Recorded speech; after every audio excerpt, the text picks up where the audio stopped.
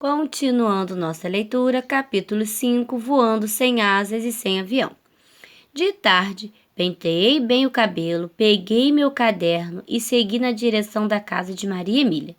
No meio do caminho, cruzei com João, meu melhor amigo na escola, como já falei. E aí, Eloá, topa ir mais cedo ao aeroclube no domingo? Dizem que vão chegar da capital 2 aviões novinhos.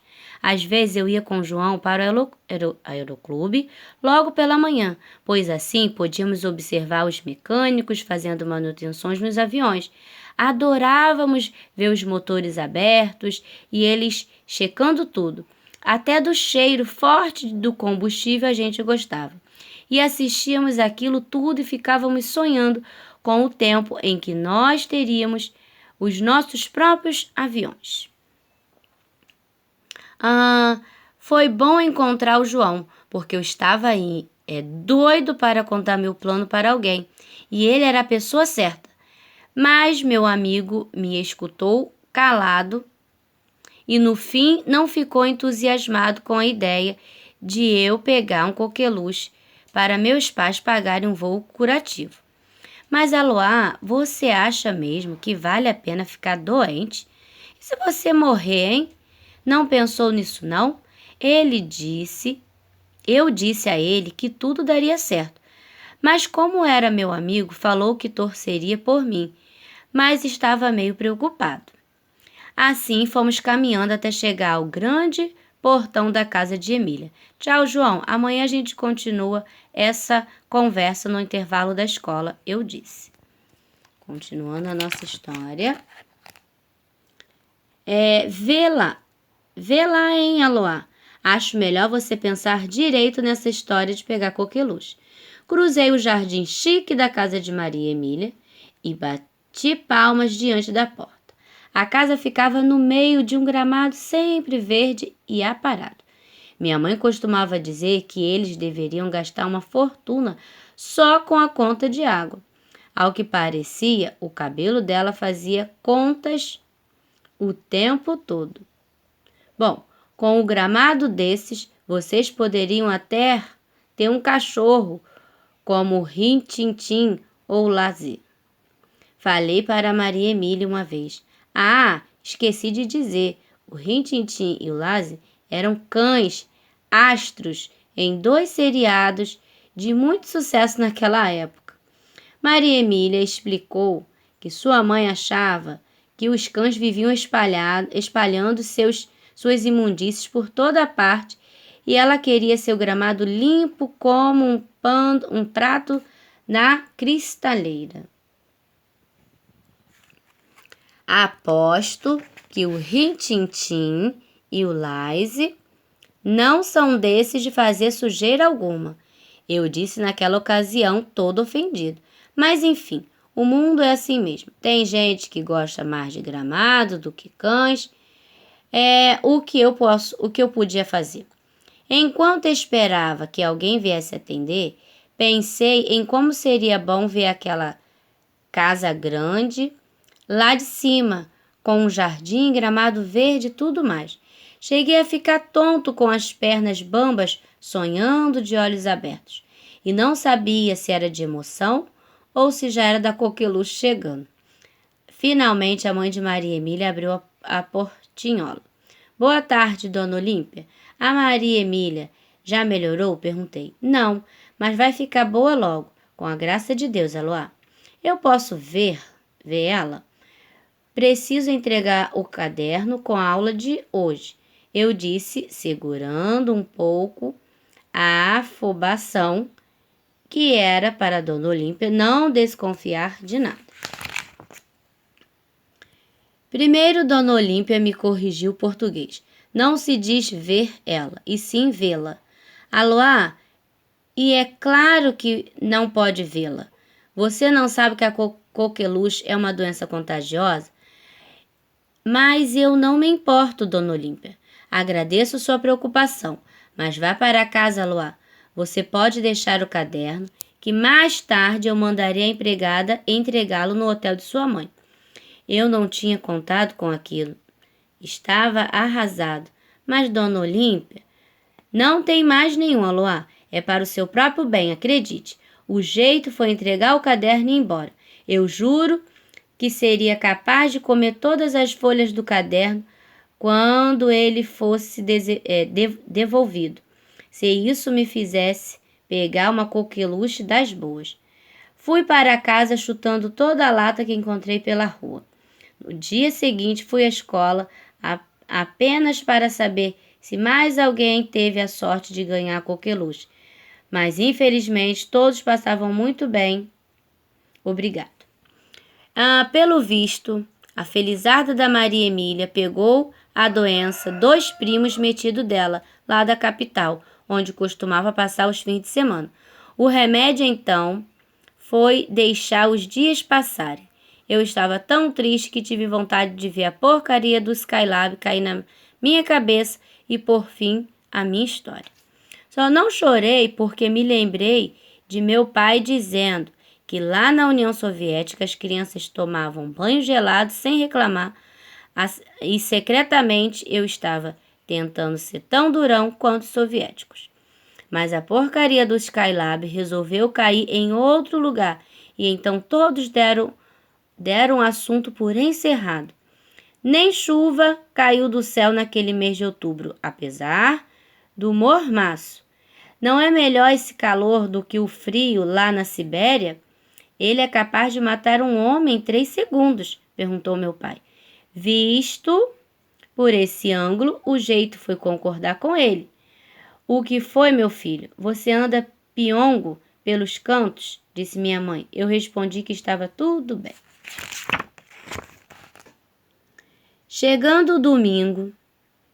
o domingo e eu fiquei com o pescoço doído de tanto olhar para cima. Aviões, os pilotos com seus capacetes marrons, seus macacões verdes, as pinturas que eles conseguiam fazer.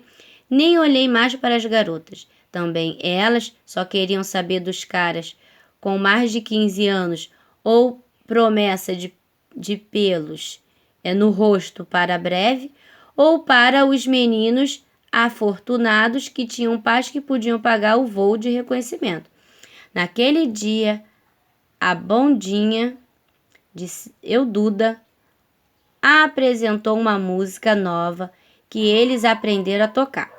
Era de um filme chamado Luzes da Cidade, de Charlie Chaplin. Maria Emília não apareceu para voar. Deveria ser sovenice da Dona Olímpia. Ela só queria saber de esnobar a cidade com o gramado verde dela, que minha mãe chamava de jardim refinado. Você parece triste, meu filho, disse meu pai. Seja qual for o motivo, pode conversar comigo, está bem? Eu disse que não era nada, porque não queria que ele ficasse preocupado. Minha mãe dizia que Deus ouvia as crianças e eu achava que ela tinha razão, porque no domingo à noite sonhei que voava sobre a cidade. Não foi um voo de verdade, é claro, foi só um sonho, um agradinho de Deus, como se estivesse me mandando um caramelo, mas foi bom. No sonho vi a cidade lá embaixo. Localizei o hotel da minha mãe, a escola, a pracinha, o coreto, a prefeitura, o gramado da Dona Olímpia. Fui voando até a represa, depois saí da cidade e avistei o aeroclube e seus 8 aviões pousados em frente aos hangares. Vi um menino de uniforme indo para a escola. Era eu. Por que aquele menino, que era eu, estava tão alegre? Só podia ser porque ele sabia que algo de bom ia acontecer. No sonho, eu descobri que era melhor ser pássaro do que paisagem. E também o que para o meu pai significava ler um modo de voar. Que voar fosse como fosse, era uma das coisas boas que havia nesta vida. Mas o melhor mesmo estava para acontecer.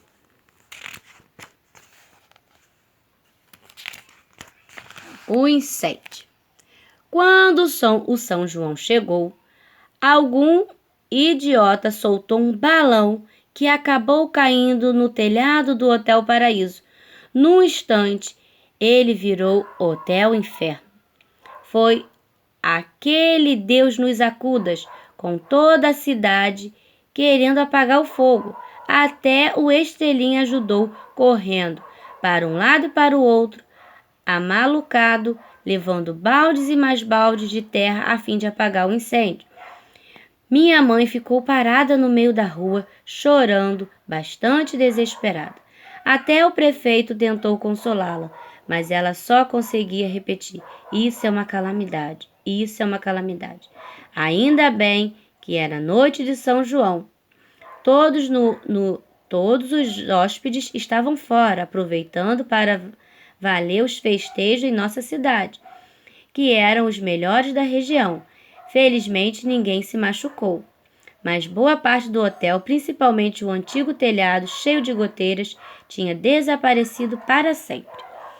Tentei consolar minha mãe, falando que quando Deus fecha uma porta, abria 2 janelas. Ela mesmo tinha me ensinado isso. Ao me ouvir dizer aquilo, ela abriu ainda mais o berreiro. Pois é, minha breve carreira como consolador de mãe aflita, foi um desastre. Parecia que certos conselhos só serviam para serem dados e não seguidos, descobri espantado. Devia ser coisa de adulto, ou talvez a frase só servisse para portas trancadas e não tetos abertos. Mas espanto mesmo foi quando olhei para o meu pai e vi que ele estava sorrindo. Isso mesmo, sorrindo. Imaginei logo que por dentro meu pai devia estar dando pulos de felicidade, porque nunca mais teria que consertar o telhado cheio de goteiras do hotel. Mesmo assim, achei uma grosseria ele rir de uma calamidade daquelas.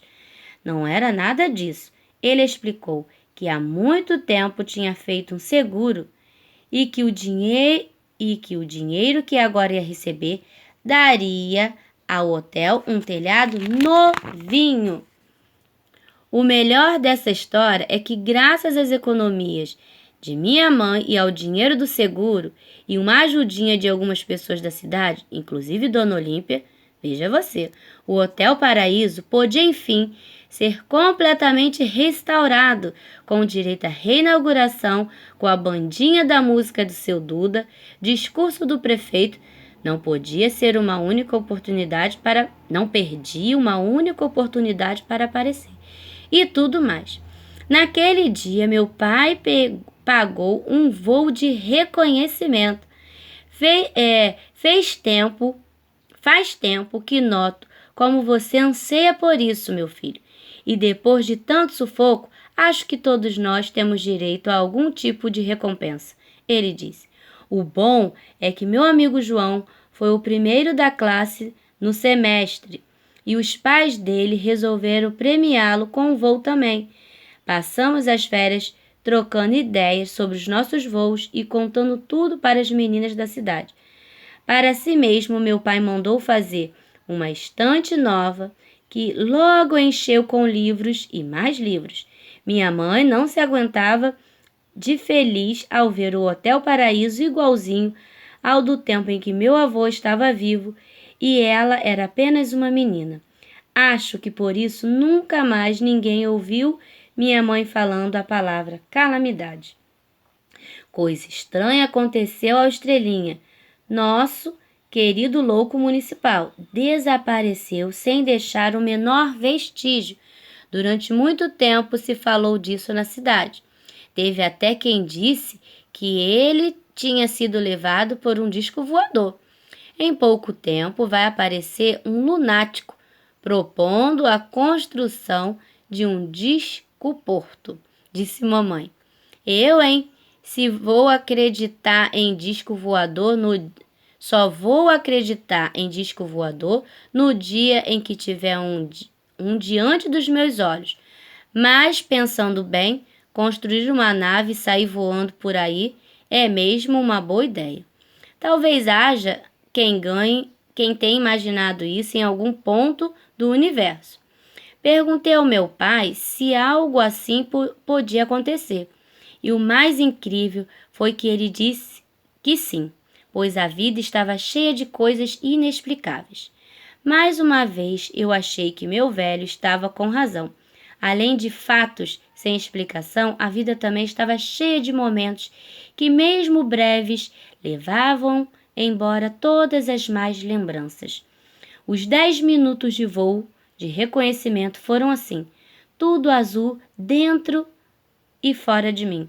Descobri que voar era um modo de ser feliz, não importava se lendo um livro ou a bordo de um avião. No final das contas, todos nós, cada um à sua maneira, somos muito felizes durante muito, muito tempo. E essa foi a nossa linda história. Espero que você tenha gostado. Fiquem com Deus, turminha. Um beijo!